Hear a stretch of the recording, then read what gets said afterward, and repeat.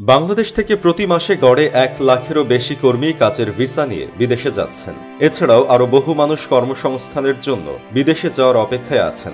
যদিও তাদের অধিকাংশই জানেন না বর্তমানে কোন কোন দেশে কর্মী ভিসা চালু আছে, অথবা কোন দেশে সহজে এবং অধিক সংখ্যক বাংলাদেশি কর্মী ভিসা নিয়ে যেতে পারছেন। চলতি বছরের এপ্রিল মাসে বিদেশে কর্মসংস্থানের চিত্র দেখলেই সহজেই বুঝতে পারবেন কোন কোন দেশে বর্তমানে কর্মী ভিসা চালু আছে বা কত সংখ্যক কর্মী যাওয়ার সুযোগ রয়েছে।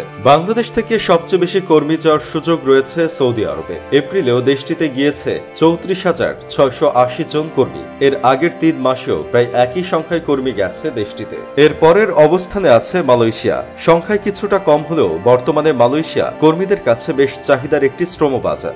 দেশটিতে বর্তমানে বাংলাদেশিদের জন্য কর্মী ভিসা বন্ধ রয়েছে। এপ্রিলে দেশটিতে গিয়েছে ১৮,৬৬৫ জন কর্মী। মে মাসেও মালয়েশিয়ায় স্বাভাবিকভাবেই কর্মী গেছে প্রতিদিন, কিন্তু অনিয়ম ও দুর্নীতির কারণে বর্তমানে আর কর্মী নিচ্ছে না দেশটি। তালিকায় তৃতীয় অবস্থানে রয়েছে ওমান। গেল মাসে দেশটিতে পাড়ি জমিয়েছেন ৯,৮১৭ জন কর্মী। এছাড়া বিএমআইটির পরিসংখ্যান অনুযায়ী এপ্রিল মাসে অন্যান্য দেশের মধ্যে সিঙ্গাপুরে গিয়েছেন ৩,৯৪৩ জন কর্মী, সংযুক্ত আরব আমিরাতে ৩,০৭৪ জন, কুয়েতে ১০,৪৬৯ জন, কাতারে ১৭৮১ জন, জর্ডানে ৭২৭, যুক্তরাজ্যে ৪৭৬, দক্ষিণ কোরিয়ায় ৩৮২, ব্রুনাইয়ে ৩৩৯, ইতালিতে ৩১৭, লেবাননে ১২২, মরিসাসে ৯৮, জাপানে ৩৭, মিশরে ২৫, সুদানে ১৩, ইরাকে ২ এবং ইউরোপ আমেরিকা সহ বিশ্বের অন্যান্য দেশে পাড়ি দিয়েছেন ২,২৬৬ জন কর্মী। মূলত যে দেশে বেশি সংখ্যক কর্মী যাচ্ছে সে দেশেই কর্মীর চাহিদা রয়েছে বেশি। তাই কর্মী হিসেবে বিদেশ যেতে চাইলে